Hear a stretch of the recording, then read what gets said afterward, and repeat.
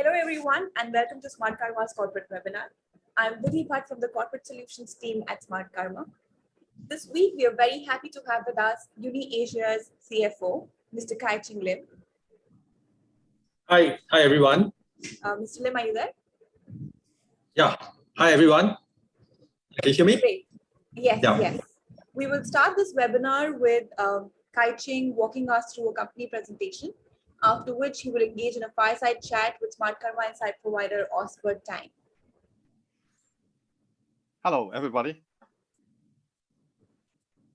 We will be taking live question and answers for this webinar, so I would like to request you to post your questions in the Q&A tab at the bottom of your screen. During this webinar, we will also share links on how you can connect with Osbert as well as with Uni-Asia, so keep a lookout for messages in your chat box.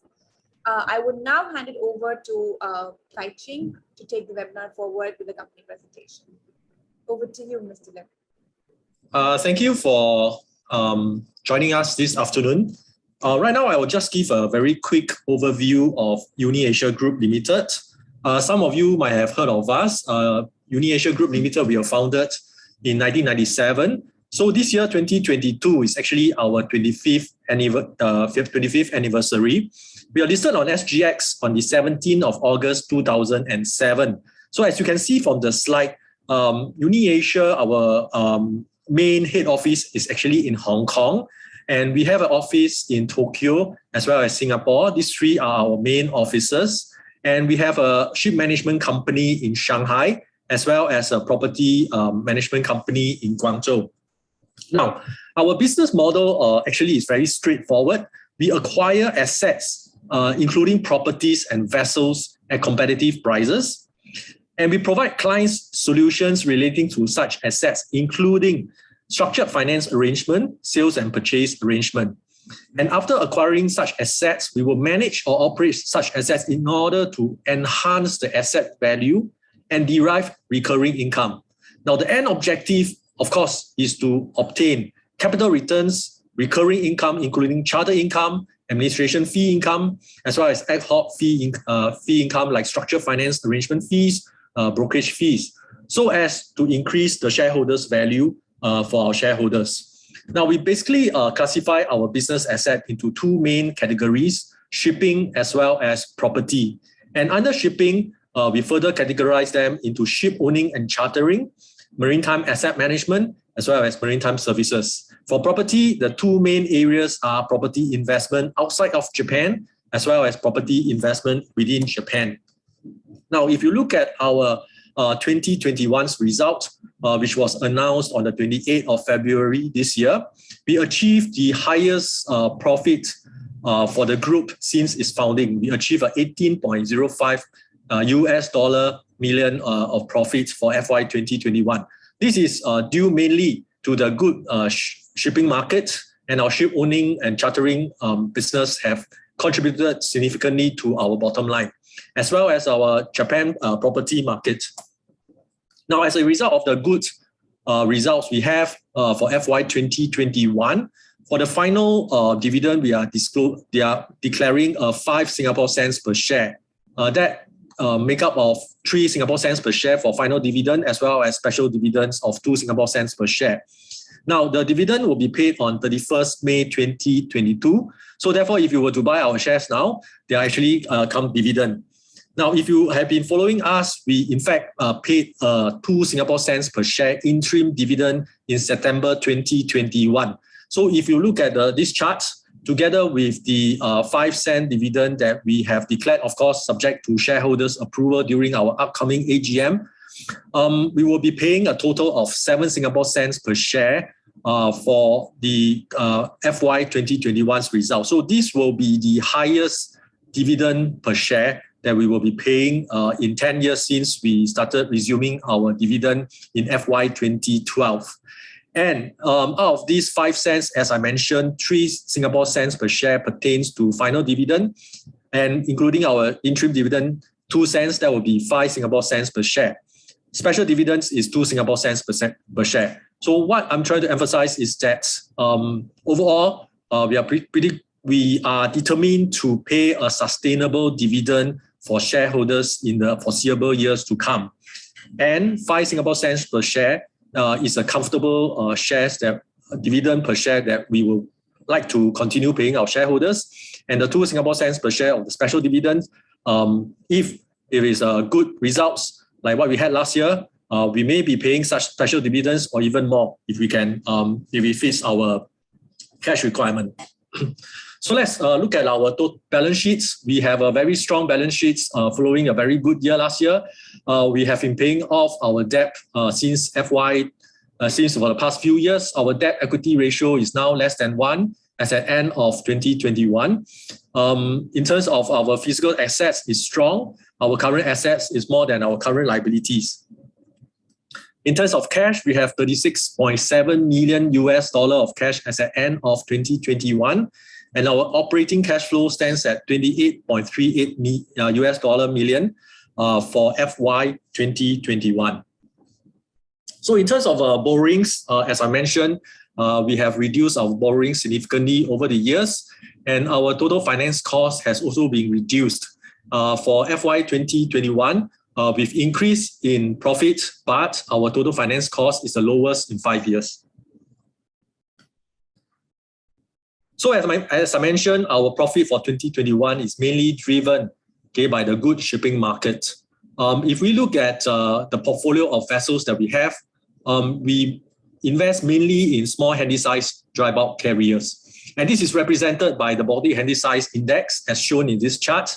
And if we look at the chart, the blue color line represents the Baltic Handy-Size Index for 2021 going into 2022. It actually outperformed that of 2020 significantly. And of course, there's a dip towards the end of the year, but following the Chinese New Year, we see a bounce back of the Baltic Handy-Size Index. Okay, and as up to now, we have the Baltic Handy-Size Index is actually still increasing. So how does that translate to our performance? If you look at this chart on the top, the bar actually represents the total charter income from our 10 wholly owned vessels on a quarter-to-quarter basis. So as you can see, although the number of operating days have reduced because we have disposed of our container ship investments previously in 2020 and 2021, the total charter income has in fact increased. Okay, so notwithstanding a reduction in the total number of operating days, the total charter income has actually increased. And the average charter hire rate for each quarter is actually increasing since the low in 2Q 2020. So the next chart, all these charts you can actually find on our website as well as our announcement. Based on the supply-demand dynamics, we expect the shipping markets, in particular the dry bulk markets, to continue to do well for 2022 as well as 2023. Okay, so therefore, we are pretty confident of our shipping business for these 2 years. So this is a list of our wholly owned vessels and the charter renewal periods. Yeah, that's all from me. So maybe Osbert, we can proceed. Yeah, hi. Thank you, everybody, and thank you, Kai Ching. I think this is a very interesting and informative background about Uni-Asia. Over the next probably around 30 to 35 minutes, we would spend time to take questions from the audience, as well as also I myself have prepared some questions so as to try to have a deeper discussion into the company. Okay, Kai Ching? Okay, sure. Go ahead, please. So, first of all, let me do it first. Before go into the overall company's operations as well as the outlook of the industry, I'm very much interested to know about how the company get into its current business and what are the background of the shareholders, the shareholding structure, and what are the management incentives are. Okay, so the company, as I mentioned, was founded in 1997 by 4 Japanese bankers. So our founders primarily have experience in banking, and they specialize in doing structured finance arrangement, meaning arranging financing mainly for assets, including aircraft and vessels for our clients. So when we first set up the company, we have offices in Tokyo, Hong Kong, as well as Singapore. So these are the 3 areas that we mainly have our offices. and we have clients within these 3 regions as well as the rest of Asia, sometimes also in Europe as well. So through our contacts and business in structured finance arrangement, we gather knowledge in terms of investment in vessels as well as properties. And we started investing our balance sheets through shipping funds, our own private shipping funds, as well as our own container ship investments. And over time, we built up a portfolio of vessels, okay, to provide recurring charter income base, as well as operating cash flow for the group. Then, of course, we still have our structured finance arrangement, asset management business. And in Japan, we have our property asset management business. In fact, our subsidiary, Uni-Asia Capital Japan, has an asset management license in Japan. Okay, so we do specialize in property asset management within Japan itself. So this actually evolved over the 25 years of the group's history. As the founders, as a management, gather more knowledge of the businesses that we know, we began to evolve. Okay, we began to adapt so that we can grow. So this is actually, if you look at our website, our corporate philosophy, our mission statement, what we really want to do is to provide investors an avenue to invest in alternative assets, or to join us to invest in alternative assets, including vessels, as well as properties in Japan, Hong Kong, so that we can all make money together. Yeah. So, okay, I see. So that actually the management has a quite significant experience in the industry. Yes, that's right. A shareholding structure, 30% of our shares are actually held by a private corporate investor in Japan, who is a very passive investor. Other than that, we have some shares held by management, and about more than 40, other than substantial shareholders, we have more than 45% of shares in public hands. Yeah. Okay, I see. That's great. Okay, first, I think we do have a question from the audience. I'll probably start off that one first, because that is, I think, also on my question list. The question is from Pradeep Menon. Interest rates have started to rise and expected to continue doing so for the next 6 to 8 quarters. What would be the magnitude of the impact on Uni-Asia's financial standing on the higher interest rate? So basically, as I've explained in my presentation, we have been paying down our borrowings, okay, for the past several years, in anticipation of a possible interest rate hike, right? So basically, some of our about 2 to 3 of our borrowings are hedged with interest rate swap, but as a whole, we do not expect a very significant impact on our borrowing costs. Let me go back again to our slide to explain why. Okay, if you look at our total borrowings, okay, at $2.8 million US, okay, for FY 2021. Now, that is when our borrowings stands at $83.8 million US. All our financials are prepared in US dollar. We will be continuing to repay our loan based on the schedule, because most of our borrowings are actually backed by our ship investment. Okay, so we invest in vessels, we will take out borrowings, and these borrowings, these lenders, when they lend to us, being mortgaged with these vessels, certain part of the charter income will be channeled towards repaying this loan. So every month when we receive charter income, part of this loan will be repaid. So the loan will be repaid over the period of the year. With reducing borrowings, unless we take up new investments, okay, with reducing borrowings, even if the interest rate, what we are paying, increased by 100%, right? What we are seeing, 8 will be increased up to $5.6 million US, which is FY 2029, which is impossible, right? So if you ask me about currently for FY 2021, our finance cost is $2.8 million US, right? A 10%, 200 over 1,000. I think we are quite ready. Interest rate hike, it should not have a significant impact on our P&L based on our current borrowings. I see. So the impact will be actually quite minimal. But at the same time, you're paying down your debt, and then what about the fleet expansion? Are you going to buy more ships? and then in that case, probably you're going to see higher borrowing come back again. So what is your strategy or your plan to expand your fleet? Or probably you think that vessel price is so high now, you won't go for buying any additional fleet at the moment?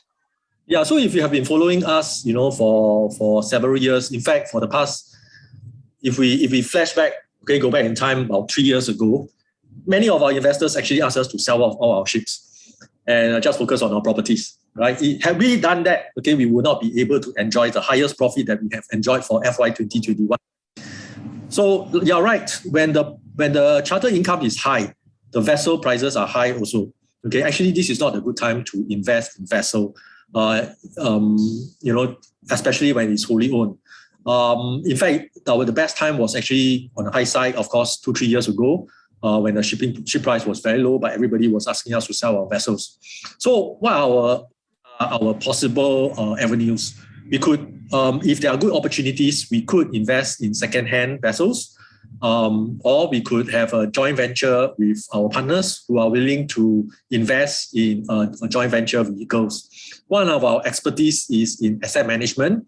If we were to invest in asset together with our partners, where we don't take a majority stake, we can provide services in terms of administration of the special purpose company that hold the vessels and earn fees, and we have the expertise to acquire the assets and in the process maybe earn some acquisition fees. We have the expertise to arrange for charter for the vessels and earn charter brokerage fees, and arrange for borrowings and earn the loan arrangement fees. So these are some of the avenues which we can scale up our fee income while at the same time minimize our exposures to these assets.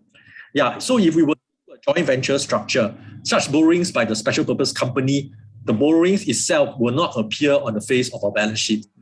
So these are some of the possible investment approach that we can do is in such dynamic shipping markets. But having said that, the current shipping market is very strong. It's very it may not be a very good time to start buying ships at this point in time. Okay, yeah. But what about, are you looking to sell any? Sales is always on our mind. So if you look at our portfolio of vessels, we have 29,000 deadweight ton vessels. If I share the screen again. So if you look at our list, the portfolio of vessels, we have 29,000 deadweight ton vessels. And these vessels are typically a bit older, as well as 37,000 vessels. However, currently the shipping market is doing very well. And as I explained, we expect the shipping market to continue the good run for this year as well as the next. In fact, with the Ukraine war, we can see a squeeze in the commodity market. The demand for small handy-size market is ships are actually increasing. Therefore, you can see the Baltic Handy-Size Index, which is actually a public information, continue to rise after Chinese New Year. Is now continue to be strong. So in shipping market is still doing very well. So then the question is, we want to kill the goose now and try to kill the goose now, or let the goose to continue laying the golden egg? I think that's a question that management always have in mind, and we are monitoring the market closely to make a decision. Yeah. Okay, great. There is actually a related question from Kevin Cole. His question is that can the charter income be maintained at 18K for the next 3 to 6 months? Is all the 10 ships already chartered at 18K per month? Is Uni-Asia will benefit from the Ukraine war for chartering of vessels? Okay. So in general, let's go to the Ukraine war first, which I briefly touched on. In general, sad to say the Ukraine war, although it's quite a sad, unfortunate event, but in general, it's actually quite positive for the dry bulk market. Why? Because we all know that Ukraine is one of the main exporter of commodities. Russia is an exporter for gas. So with all this being squeezed, the countries have to look for alternative source of commodities, of fuel, right? So an alternative to gas, of course, people go back to coal. That will increase the demand for coal transportation, which will then increase the demand for dry bulk carriers. Basically, dry bulk carriers anything that is dry, right? Not in the container, not in the tanker. Now, at the same time, because of the increase in oil prices, many of the shipping lines start to slow steam their vessels when they travel in the sea. Now, for us, we are the ship owner. When we time charter our vessels to the charterer, the cost of the fuel is not our responsibility, it's the charterer's responsibility, right? So if they were to slow steam the vessels, then in general, globally, the supply of vessels, because the ship takes longer to turn around, the supply of vessels will reduce. With increase in demand and reduction in supply, we expect the rates then to increase. Now, the 18,000 that we talk about on the average for fourth quarter, we do have 10 vessels, and we do have different charter periods for our vessels. Some of the vessels have a longer charter period. Now, if you have a longer charter period, of course, the charterer may not want to pay such a high charter rate. So some of the rates are lower and some of the rates may be higher. But on average, as at the fourth quarter leading up to a first Q, I think so far for this year, everything is still looking very positive. That's all I can say because that has not been announced. It's anybody's call. Like I mentioned, we are still quite positive for the rest of this year. So whether or not it will continue, we do hope so. And based on the dynamics, the supply and demands curve, we do think so. Yeah. Okay, I see. And also, I think you touched on about the high oil price. There is a question from the audience. He said that, well, if we assume oil price remain at $100 for 2022 and charter rates remain at the current level, what will be the magnitude of the impact of the company's operating profit? So based on what you answered, oil price shouldn't have an impact. But what about for if he, as he asked, charter rate remain at the current level, what will be the magnitude of the impact of the company's operating profit? Okay, let's put it this way. We have 10 vessels, right? So very easy for anybody, let's say if you take the charter income is actually on a per day basis. So amount of charter income per day times the number of days times the number of vessels, say, just on a conservative basis, 360 days per year times 10, 3,600 operating days. If you take 5% of off hire for some whatever reasons, unforeseen circumstances, and we can do the math, right? And based on 18,000 top line, okay. So these are all some numbers that can be easily calculated, and it's very. I think many of the analysts are doing the math itself. There are quite a bit of analyst report out there that can easily do the math. And in terms of oil prices, I just want to mention that again. Imagine that when you go for holiday, you rent a car. Okay, you rent a car to go around your holiday. So we are like the car rental company. We provide you the car. We do the servicing for the car. We make sure the car is in good working order. Okay, but when you drive around the place, you have to pump your own petrol. You have to be responsible for the gas, right? So the charterer are the same. They are responsible for the gas. They are responsible for the petrol. Okay, and so we are just like the company. We just rent you the ship. Of course, we provide a crew. Okay, just like we provide a driver. Yeah. So I hope that analogy will be easy for investors to understand. Yep. I see. Yeah. So an related question will be, okay, last year you have a record profit. And what is your outlook for profit for 2022? And so should we be expecting a special dividend? As you mentioned, that profit is good. You're going to pay a special dividend or even more. We do hope so. We do hope so. It's still too early to say now. It's only March. We have completed the first quarter.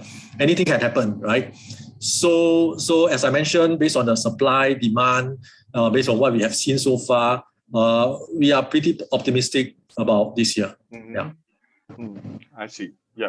Okay. And another piece of information I know is that you have some ships come up with their charter expire in the first quarter of this year and quite a number for the rest of this year. So what is the company's strategy in terms of fixing the charter when they come up to expiry?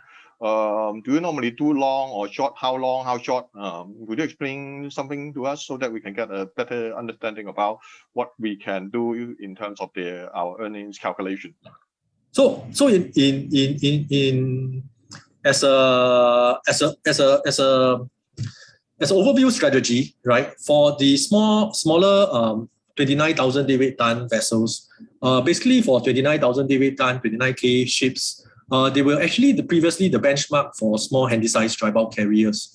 But after a while, the 37,000 deadweight ton ships become the benchmark for small handy-sized dry bulk carriers. So the 29,000 deadweight actually are older. When we fix the charter, we tend to fix shorter charter so that when the market's opportunity, when we sense that maybe the market is going to turn, we can sell the vessels. Typically, if you have a charter with the vessels, it may be more difficult to dispose of the vessels because some of the owners who purchase the vessels, they want to use it for their own shipping business. So for the 29,000 deadweight ton ships, we tend to fix shorter charter, meaning maybe 6 to 9 months or maybe less than a year. For the 37,000 deadweight ton ships, we tend to fix a longer charter, maybe 9 months to 1 year or even longer, okay, depending on what's our expectation. Other than the charter rate, one of the very important factors that we take into consideration is the worthiness of our charterer. Notwithstanding that charter is always paid upfront before charterer takes the ship, but we do want to make sure that we have a very good working relationship with the charterer. So we tend to work with charterer who have a better credit standing, and we know the charterer. So, for example, if there are any issues, okay, in terms of the vessel itself, say, for example, in 2020 when COVID struck, then maybe one of the crew member on board was down with COVID, and the ship has to be berthed at a particular port.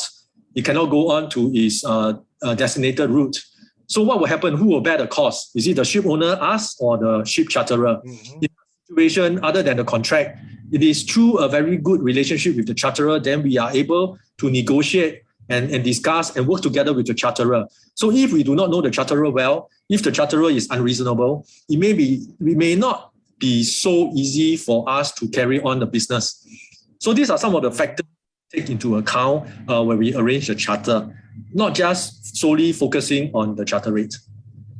Yeah, okay. So historically, do you have any experience of like collection problem in terms of the charter income or that kind of issue, or any default issue that you experienced? Not in the recent period. Okay, I mean, we have been doing shipping business for a long time. Obviously, there are cases which there are some shipping companies which have run into problems, but not in recent history.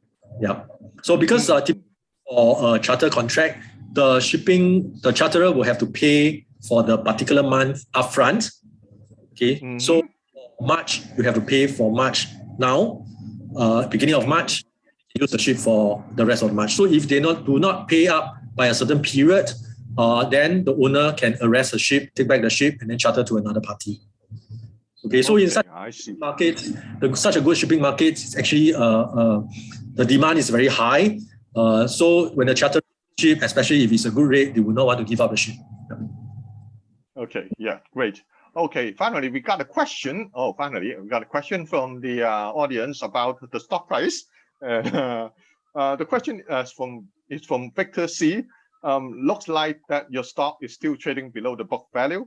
Would you consider share buybacks as a means of returning cash to shareholders or to narrow the gap to the NAV? If not, why not?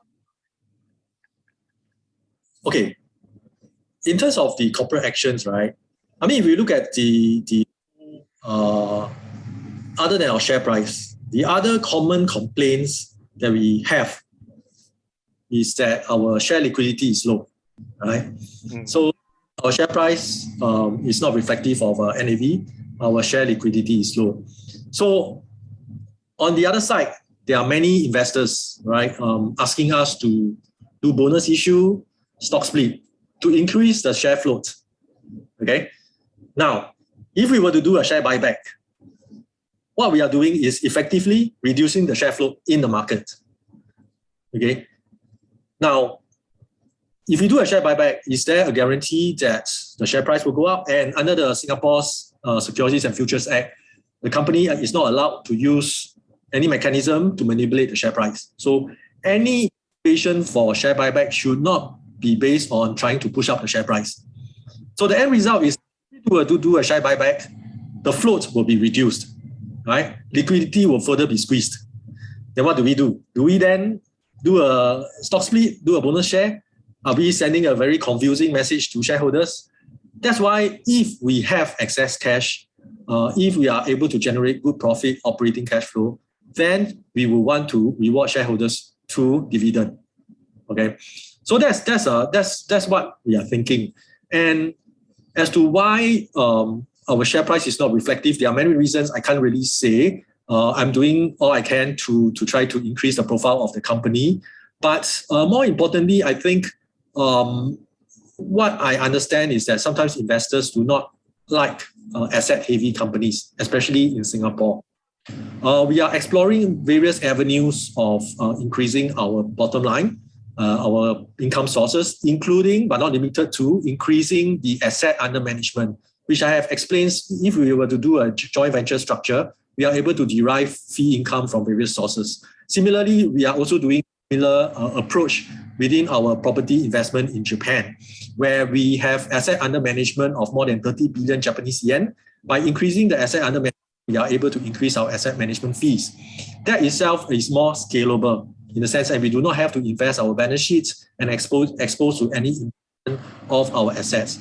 So these are the various factors to consider. I think more importantly, we think that just doing corporate action in order to increase share price, in order to increase liquidity, those are not sustainable in the long run. More important is for management to focus on the bottom line, focusing on increasing our revenue, so as to increase the market cap of the company through actual substantial increase that we can reward the shareholders accordingly. Yeah. I see. Okay. We have a follow-up question actually from Kevin Cole. He was asking that even longer outward. It's actually when the Ukraine war and COVID-19 ended, will the demand collapse and charter rate back to 6K per month? What is your view? It's anybody's guess. Okay, it's anybody's guess. Nobody can say. At this point in time, it is not just the Ukraine war. It is not just the COVID-19. There are also a lot of new global warming related new regulation within the shipping industry, new requirements. They are actually disrupting the shipping industry. Now, one of the reasons why the supply of ships is getting lower, because many ship owners are actually taking a wait and see attitude towards what are the new shipping environmental requirements for vessels, right? Because when you place an order for new ships, it will take 2-3 years before the ship can be delivered. And by which time, maybe there are new regulations that came out and make your ship have additional 1 or 2 million in order to retrofit the ships to be compliant with the regulatory requirement. So as a result, and we all know that a lot of this ongoing discussion may result in new requirements. So many ship owners are hesitant about placing order for new ships. So factors may also contribute to potential sustaining the ship charter income beyond COVID period. That's anybody's guess. And also, if we look at the past 10 years, with US having a very low interest rate, okay, a lot of the money actually flow into the shipping market. Now, we know now tightening the monetary policy. How that will impact the shipping market, nobody will know. So whether or not we will see a fallback into a low charter rate is anybody's guess. That's why we are standing by, getting ready to sell our ships if there's an opportunity. But at the same time, we want to enjoy the party while it lasts. That's great. And I think we have spent a lot of time discussing on the shipping side of your business, and we then move on to the property side, which I think Pradeep have a question. He wants you to provide more details on your property business, both excluding Japan and within Japan. Okay, so Hong Kong properties, basically in Hong Kong, we have invest with our partner. We have a main developer partner, First Group, to develop office, commercial or industrial building within Hong Kong itself. So we are a core investors investing with them. So First Group will assemble a conglomerate of investors, including us, where we will take maybe a 5 to 10% in the conglomerates to invest in the Hong Kong property. So far, we have invested 8 Hong Kong property with First Group, 3 of which have been disposed. And we have got very, very good returns from this project. In fact, if you look at our profit for before the COVID-19, 2017, 2018, we have in fact have a large chunk of our profit contribution from Hong Kong property itself. But unfortunately, COVID-19, the borders of Hong Kong is closed. Many of our investors are hesitant about investing in Hong Kong. At the same time, many people are hesitant or not sure what the China's regulation with Hong Kong will result in. So there's a lot of uncertainty within these markets. But then the question is, do we or the investors and our audiences think that Hong Kong is going to be going downhill? It's going to go from now onwards? Hong Kong will disappear from the financial market altogether within the next 5 years, 10 years? If the answer is yes, then yeah, maybe we should all dispose of our investment in Hong Kong and just get out of Hong Kong. But I don't think so. Anybody will think that Hong Kong will disappear from the investment market, from the economic environment altogether. So after this COVID, we are fairly confident that investors will continue to go back to Hong Kong. We may not see as a robust return to the days before COVID-19 for Hong Kong property market. But one thing is for sure is that Hong Kong property market will still be a focus for many investors. So on a longer run basis, we fairly confident of the prospect of Hong Kong property markets. Now, in terms of Japan, we have always been having an exposure in Japan, as I mentioned earlier. And one of our trademark product is the small residential property development within Japan itself. So what we do is, or rather within Tokyo itself, we do is we buy a plot of land, typically a house, then we tear them out and redevelop them into 4-5 story walk-up apartment. And thereafter, we will sell the building en bloc. Okay, so typically such investments are size is between 5 to 10 million US dollar, and the construction is between 1 to 2 years. Okay, and we do have a very good returns for this product. Other than investing in such assets using 100% of our money, we also co-invest with our partners. So we also bring investors from Hong Kong, Singapore to co-invest with us to invest in such projects. As I mentioned, by co-investing with our partners, we are able to get a more efficient returns from the money that we put in, because we are able to earn fees, asset management fees, all the other fees from these investors as well. Investors are happy because they are able to get exposure in Japan. In fact, because of our Japan subsidiaries and because we are listed in Singapore, we are able to help many investors outside of Japan who have interest to invest in Japan get their foothold into Japan. So if any of the investors or any of the audience are keen perhaps to invest in Japan, you can perhaps contact us as well. Yeah, thank you. Okay. Yeah. So what about anything outside of Hong Kong or Japan? Anything on your radar screen, or is there any plan to expand outside of these two places? Well, it's always never say never. Like I mentioned, we were listed in 1997. At that time, we were doing structured finance arrangement. But 25 years later, we have vessels on our balance sheets. We have property on our balance sheet. Management in Tokyo. Nothing is impossible. We are always looking for new opportunities to expand our business. As long as we are comfortable, as long as we think that our downside risks are being protected, as long as we can give investors good returns, we will consider.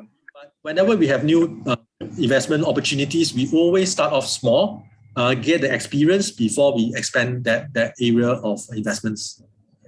Yeah. Never Okay. say never. I also, yeah. And I also want to know that is there, I probably guess that is not too much in terms of synergy between the shipping business and the property business. But also want to know a bit about the corporate strategy going forward. Is it going to be still focusing on these two business, or you have anything in your mind that you may want to diversify away from? Okay, at this point in time, shipping and property are still the two main pillars of focus for the group. Many people have asked, why are you doing shipping? Why do property? Yeah. Now, if I step back, both such assets, including shipping and property, involve managing of real assets and managing the cash of real assets in order to derive returns. So these are actually very similar for both asset types. And more importantly, by having a diversified assets, we are able to hedge our risk. So when the shipping market is not doing how the property market actually helps to give a very good return to our shareholders. We are able to continue paying dividends to our shareholders.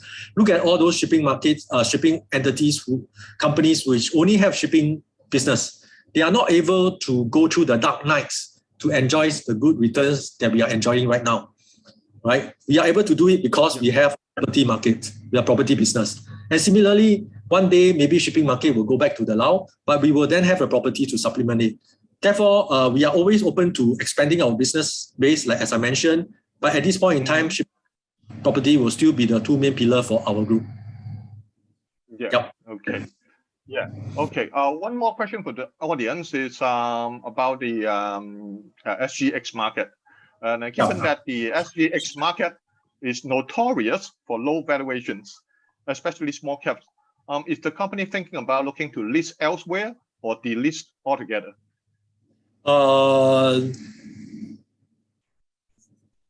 SGX will still be the main listing exchange that the group will focus upon.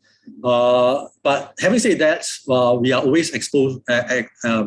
We are always willing to try out new markets, new way of listing. I mean, we all know that there's a lot of changes in the capital markets nowadays. Even new exchanges, right? It may not be your traditional exchanges, if you know what I mean. So there are all sorts of possibilities out there. We are not saying no. We are, like I say, we are always adaptive. We are always open to ideas. Yeah, same as what we do business. How we raise funds. Yeah. Maybe going meta first. Yeah. Okay, let me check if there's any more questions from the audience. Probably no more questions from the audience. And I have myself, the last question is that I think more is that the investment industry has become more conscious of the importance of ESG. So what about Uni-Asia? Does the company have any step to make sure that the operations and investment are like environmentally and socially responsible? Yep, we are committed to our ESG efforts. In fact, we have been releasing our sustainability reports for the past few years. I think those efforts are actually documented in our sustainability reports. In addition, other than what is required, of course, our shipping business, all our vessels are in compliance with the relevant regulatory requirement. During COVID-19, we take all the efforts that we can to take care of the crew on board. Even at this point in time, we are doing what we can to take care of the crew on board. As we all know, during COVID-19, the crew actually had difficulty in terms of crew change, right? It is not as a big problem now because many countries are relaxing their COVID-19 restrictions. But these are all part and parcel of the group's sustainability efforts towards ensuring that the group are able to comply with whatever ESG requirements that's there, and also we will try our best to do more. Yeah. Okay. Okay. Well, I think time flies. Basically, I think we have a very good time with Kai Ching to let the investor have a better understanding on the strategy and development of Uni-Asia. Thank you, Kai Ching. And one question is that I think you will have a corporate update sometime in May, right? Yes, that's right. That's right. Okay. Yeah, we will all pay attention to that. Yes, please. Yep. Okay, great. Do you have anything to add, Kai Ching? I think that's all. I think we will try our best to really provide whatever information for investors to understand us. On the 7th of April, we will be releasing our annual reports. And if you look at our reports, we always try to provide more than what is required so that investors can understand us. Because as you mentioned, it is quite difficult to understand our business with property and shipping and all the different income sources. So for our presentation slides for every quarter as well as annual report, we try our best to provide more information to investors. Hopefully they can understand us better. But if there's any feedback, any suggestion, we do welcome any feedback or suggestion. Thank you very much. Yeah. Great. Okay. Thank you, Kai Ching. And so I think it's about time to hand back to Biddy to see if she has anything to add. Over to you, Biddy. Thank you. Thank you, Osbert. You had some very interesting questions, and thank you to Kai Ching for bringing them out, for answering those questions, and for giving us a detailed insight into Uni-Asia, as well as the sector, the shipping, and the real estate sector in general, and what is the opportunity for Uni-Asia in the current times. I would also like to thank our attendees for asking some very interesting questions throughout the webinar, and for joining live as well. With this, we would like to wrap up today's webinar. Thank you everyone for joining today, for your time, and we look forward to seeing you on the next webinar. Yep. Thank you very much. Thank you, and have a great day. Thank you, Osbert. Thank you, everybody. Thank you. Bye-bye. See you soon. Bye-bye. See you. Bye-bye. Bye.